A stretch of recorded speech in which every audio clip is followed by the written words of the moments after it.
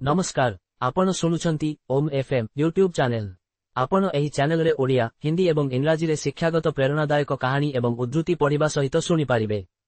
कहानी एवं लेखा माध्यम रे लोकमानंकु भल शिक्षा देबा, सेमानंकर नकारात्मक चिंता धारा को सकारात्मक रे परिवर्तन करिबा एवं लोकमानंकु भल रास्ता देखाइबा ओम एफएम चैनल रो मुख्य उद्देश्य।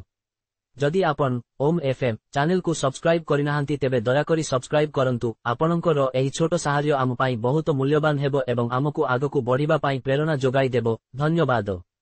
चाणक्य नीति द्वितीय अध्यायर सारांश। एही अध्यायर आरंभ रे महिलामानंक प्रति ध्यान आकर्षण करा जायछि।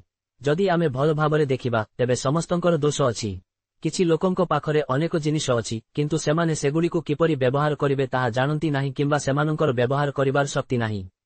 एही अध्यायटी एहा मध्य कुहे जे केउ परिवार खुशी सुख केवल सेही परिवार द्वारा प्राप्त हुए जेउठारे समस्ते परस्पर को सम्मान करंती, परस्पर उपरे विश्वास करंती, अर्थात पुओ पितांको जत्न नेबा उचित एवं पिता पुओर जत्न नेबा उचित। एही दुनिया बहुत अद्भुत। किछि लोक अछंती जेउमाने आपणंको आगरे मिठा कथा कुहंती किंतु आपणंको पछपटे आपणंको विषयरे खराब कथा कुहंती। एपरि लोकंकु एडाई रहिबा उचित। चाणक्य एपरिकी कहिसंती जे निज हृदय जहा अछि ताहा मध्य कहिबा उचित नुहे, अर्थात निजर गुप्त कथा निज बंधुकु मध्य कहिबा उचित नुहे। मूर्खता जंत्रणादायक किंतु निज जौबनरे एवं अन्य काहार घरे निर्भरशील हेबा मध्य बहुत जंत्रणादायक।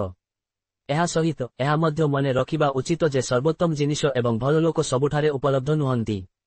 चाणक्य बारंबार गुरुत्वारोप करिसंती जे पितामाता माने सेमानंको पिलामानंकु मने रखिबा उचित, सेमानंको जत्न नेबा उचित एवं सेमानंकु भूल बाटरे जिबाकु देबा उचित नुहे।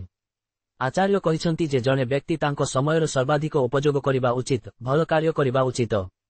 एहा सहित से कहिसंती जे समस्त लोक सेमानंकर कार्य अर्थात कर्तव्य समाप्त करिबा उचित। कौटिल्य बारंबार मनुष्यकु चेतावनी देइछंती जे से वास्तवताकु बुझिबा उचित एवं अद्वैतारे रहिबा उचित नुहे। से जानिबा उचित जे जणे बेश्यांक प्रेम एक प्रतारणा, तेणु से एपरी महिला एवं दुष्ट पुरुषंक ठारु दूररे रहिबा उचित। से केवल तांको परि लोकंकु प्रेम एवं बंधुता करिबा उचित।